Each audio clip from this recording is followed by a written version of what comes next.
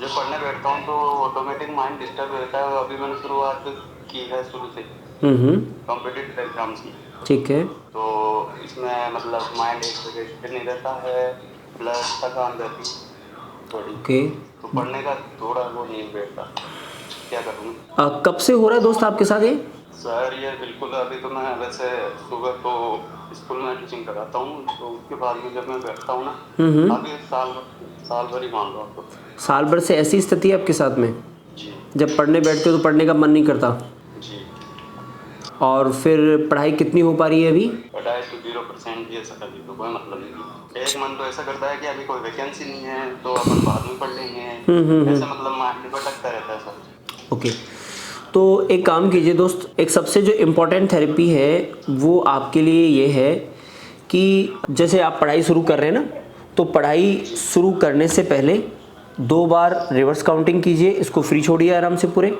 इसको फ्री छोड़ने के बाद आप उस सब्जेक्ट के विषय में कल्पनाएं कीजिए कि वो सब्जेक्ट और वो टॉपिक कौन सा टॉपिक है, कहाँ काम आएगा, कैसे काम आएगा।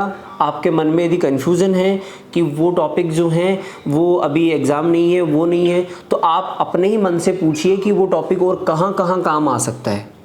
पहले देखो, ये ज़रूरी है कि जो हमें ज़रूरत है वो हमें दिखना चाहिए, और यदि हमें जो ज़रूरत है वो दिखता नहीं है तो मोटिवेशन नहीं मिलता, व्यक्ति मन से काम नहीं कर पाता उसके लिए।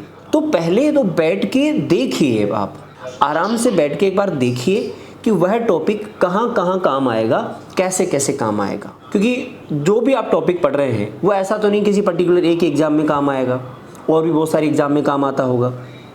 और आप जो पढ़ाई कर रहे हैं वो ऐसा तो नहीं कि आप पढ़ लोगे और वो कल को बेकार हो जाएगी। क्योंकि स्टडी और ये चीज़ें दोस्त ऐसी हैं जो ओनली एग्ज़ाम में काम नहीं आती, ये आपकी हैप्पीनेस का ज़रिया है। और मैं तो बहुत बार कहता हूँ, बहुत बार मेरे कई ऐसे सेशन गए हैं जहाँ मैंने ये बाकायदा स्टूडेंट के सामने प्रूव किया है कि ये तो आज हमारी सोसाइटी है, और सोसाइटी में पता नहीं क्यों एक गलत रास्ते पे स्टूडेंट चल पड़े।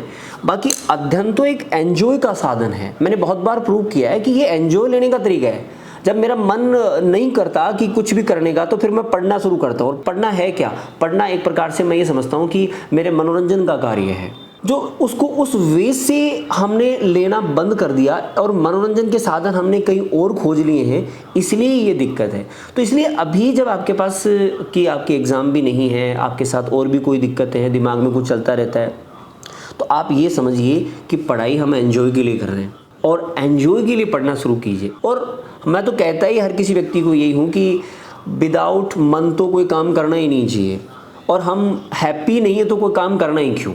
तो कार्य शुरू करने से पहले आराम से चेक कर लो कि इसमें हैप्पीनेस मिलेगी, कौन सी मिलेगी, किस प्रकार से मिलेगी, पूरा ट्रेलर देख के फिर बात कीजिए। और आप एक बार देखिए, मैं जिस तरीके से अभी मैंने आपको कुछ वीडियोस के बारे में भी कहा था कि वो वीडियोस एक बार देखिए, उनको बैठ के लिखिए। आप ऐसे 2 4 5 वीडियो देखेंगे तो आपको पता लगेगा कि आपका ऑटोमेटिकली इंटरेस्ट आने लगा है। और अभी जो आज तो आप ये कहते हैं कि पढ़ाई करने में आपका मन नहीं है और पढ़ते समय आपको तकलीफ होती है, कल आप ये कहेंगे कि जब कोई दूसरी तकलीफ है, किसी दूसरे कारण से आपका सरदर्द स्टार्ट होगा और आप पढ़ना शुरू करेंगे तो आपका सरदर्द खत्म हो जाएगा। मेरी गारंटी है, मैंने ये प्रूव किया, एक बहुत बड़े सेशन के अंदर प्रूव किया। कम से कम भी थाउजेंड्स ऑफ लोगों को एक साथ बैठा के उनके सामने ये प्रूव किया है कि वास्तव में पढ़ने से सरदर्द खत्म हो जाता है, पढ़ने से बीमारियां दूर हो जाती हैं। लेकिन बात ये है ना, हमने हमारे मन की दिशा को भटका रखा है, मन की दिशा को एक ऐसी दिशा में कर रखा है जिसका कोई औचित्य नहीं, जिसका कोई लेना देना नहीं है। तो इसलिए मैं आपको थोड़ा सा विशिष्ट इस बारे में कहना चाहूँगा कि थोड़ा इस प्रकार से आप विचार कीजिए। ऐसा करके एक बार आप काम शुरू करें, लेकिन आप ध्यान रखिए, स्टार्ट करने से पहले अपने मन को बनाने का प्रयास कीजिए, उस सब्जेक्ट के बारे में विचार कीजिए, चिंतन मनन कीजिए, और चिंतन मनन करने के बाद में फिर आप आगे जाइए। आपको ऑटोमेटिक रिजल्ट आएंगे, सब कुछ आपको समझ में आएगा।